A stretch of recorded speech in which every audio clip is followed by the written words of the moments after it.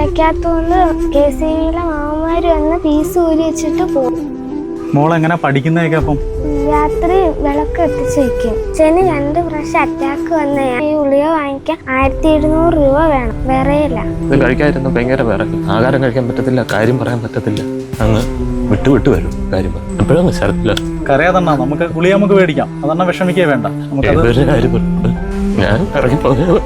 ഈ ഒരു ബോട്ടിൽ മരുന്നിന്റെ വില എന്ന് പറഞ്ഞാൽ 1700 രൂപയാണ്. ഇവരെ കൊണ്ട് മേടിക്കാൻ യാതൊരു നിവൃത്തി. ഈ ഒരു മരുന്ന് മേടിച്ചു കൊടുക്കാൻ ഈ ചേട്ടനെ ഒന്ന് സഹായിക്കണേ. ഒരാഴ്ച കൊണ്ട് കറണ്ട് ഇല്ലാത്തത് കൊണ്ട് ഇരുട്ടാ. ചേച്ചി ഇപ്പൊ എത്ര ദിവസമായി കറണ്ട് കട്ട് ചെയ്തിട്ട്? ഒരാഴ്ച. ബില്ലടയ്ക്കാൻ പോലും പൈസ ഇല്ല.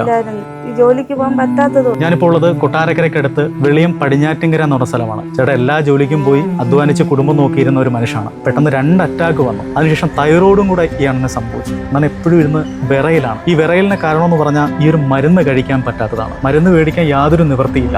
സത്യം പറഞ്ഞാൽ ഞാനൊരു ദിവസം വീട്ടിലിരിക്കുമ്പം ഈ മോളാണ് എന്നെ വിളിക്കുന്നത്. ചേട്ടാ എൻ്റെ അച്ഛന് ഗുളിക വാങ്ങാൻ വീട്ടിൽ കറണ്ടില്ല, ഒന്ന് വരുമോ ഞങ്ങളുടെ വീട് വരെ എന്ന് പറഞ്ഞിട്ട് മോളാണ് എന്നെ ഒരു ദിവസം ഫോണിൽ വിളിക്കുന്നത്. അങ്ങനെയാണ് ഞാനിവിടെ എത്തുന്നത്. ആഹാരം കഴിക്കാൻ പോലും പാടാ ആ സമയത്ത് ആ വിറയിൽ വരുമ്പോൾ. അപ്പോൾ എപ്പോൾ വേണമെങ്കിലും എന്തും സംഭവിക്കും. പല പ്രാവശ്യം ബോധമില്ലാതെ വന്നിട്ടുണ്ട്.